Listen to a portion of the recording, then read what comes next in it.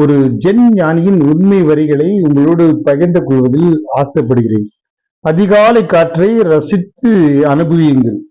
சுவாச பயிற்சிகளும் உணவும் நீண்ட ஆயுளில் ஒரு முக்கிய பங்கு வகிக்கின்றன என்பதில் சந்தேகமே இல்லை.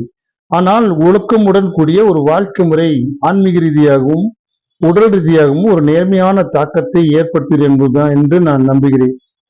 நான் தினமும் காலையில் 5 மணிக்கு எழுந்து விடுகிறேன். நான் எழுந்தவுடன் முதல் வேலையாக அதிகாலை காற்றால் என்னுடைய நுரையீரல்களை நிரப்புகிறேன். நான் வசித்து வருகின்ற மடத்தை சுற்றி நான் நடந்து கொண்டிருக்கும் போது பருவகால மாற்றங்களை என் உடல் அனுபவித்துக் கொண்டிருக்கும்.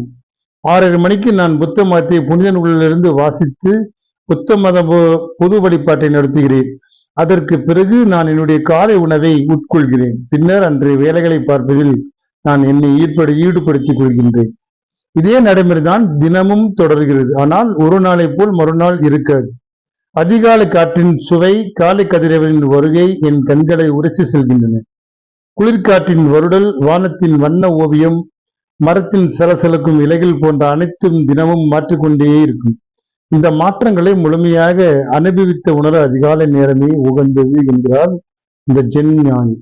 இயற்கையின் இந்த மாற்றங்களை உடல் ரீதியாக அனுபவிப்பதற்காக தான் ஜென் துறவிகள் சாசியன் தியானத்தை பொழுது புலர்வதற்கு முன்னதாக மேற்கொள்கின்றனர்.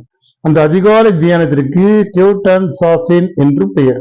அழகான அதிகாலை காற்றை சுவாசிப்பதன் மூலம் துறவிகளாகிய நாங்கள் எங்களுடைய உடலுக்கு மனதிற்கும் புத்துணர்ச்சி ஊட்டுகிறது என்றால் ஒரு ஜென் துறவி.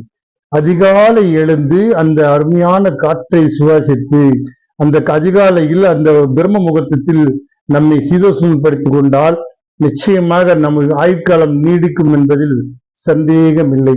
அதிகாலை எழுந்து விடுங்கள், உங்கள் மனதை அமைதிப்படுத்துங்கள். ஆன்மீக தியானத்திலும் உங்களுக்கு இஷ்டப்பட்ட செயல்களிலும் ஈடுபட்டுக் கொள்ளுங்கள். முடிந்த அளவு அதிகாலை நீங்கள் ஒரு உலா செல்லும் போது இந்த இயற்கையை ரசிக்கும் போது அற்புதமான உலகம் நம் கண்முன் தெரியும். சந்தோஷம். வாழ்க வளமுடன்.